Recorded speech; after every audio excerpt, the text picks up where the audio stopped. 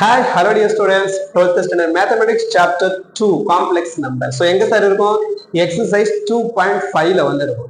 See actually இந்த question வந்து பாத்தீங்கன்னா example 2.17 போடல.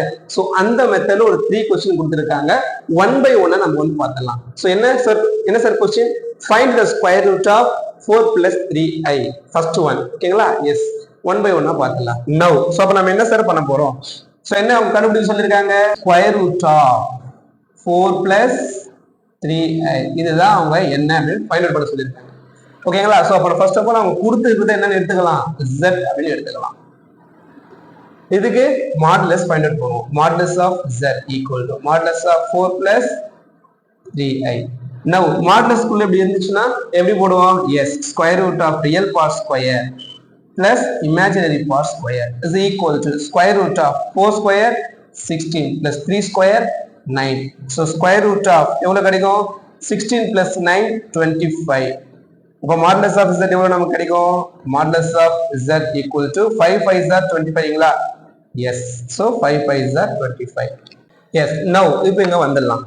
We know that நமக்கு தெரியும், ஃபார்முலா தெரியும். சரி ஓகேங்களா? So லாஸ்ட் வீடியோல நான் வந்து இந்த ஃபார்முலா எப்படி எழுதுறது அப்படின்னு சொல்லியிருக்கேன். ஸோ பார்க்கலன்னா கீழே வீடியோ கொடுத்துரும், போயிட்டு பார்த்துட்டு வந்துருங்க. ஸோ அதனால அகைன் அண்ட் அகைன் திருப்பி எழுதி டைம் டியூரேஷன் வந்து அதிகப்படுத்த வேணாம் அப்படின்றத நான் எழுதிட்டேன். ஸோ அப்போ இதுல வந்து நமக்கு என்னென்ன சார் தெரியணும்? Modulus of z. Modulus of z தான் நம்ம ஃபைண்ட் அவுட் பண்ணணும். என்ன ஃபைண்ட் அவுட் பண்ணோம்? 5 அப்படின்னு. ஏ யார் இஸ் ரியல் பார்ட், யார் ரியல் பார்ட்? 4 தான் real part. Then b is equal to b யார் சார் இங்க இமேஜினரி பார்ட், 3 தான் வந்து b. ஸோ b கண்டுபிடிச்சீங்கன்னா கையோட b by modulus of b வந்து ஃபைண்ட் பண்றீங்க. ஒன்றும் இல்லை, ஈஸியா லாஸ்ட் வீடியோல சொன்னோம்.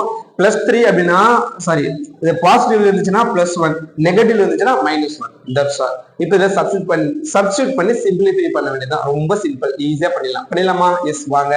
ஸோ நமக்கு என்ன கொடுத்துருக்காங்க, என்ன ஃபைண்ட் அவுட் பண்ண சொல்லியிருக்காங்க? Square root of 4 plus 3i அதான் ஃபைண்ட் அவுட் பண்ண சொல்லியிருக்காங்க. So 4 plus 3i which is equal to, so formula என்ன கொடுத்துருக்காங்க பாருங்க, plus or minus bracket open பண்ணிக்கலாம், square root of modulus of z எவ்வளோ 5 பிளஸ் a எவ்வளோ 4 டிவைடட் பை 2 பிளஸ் i.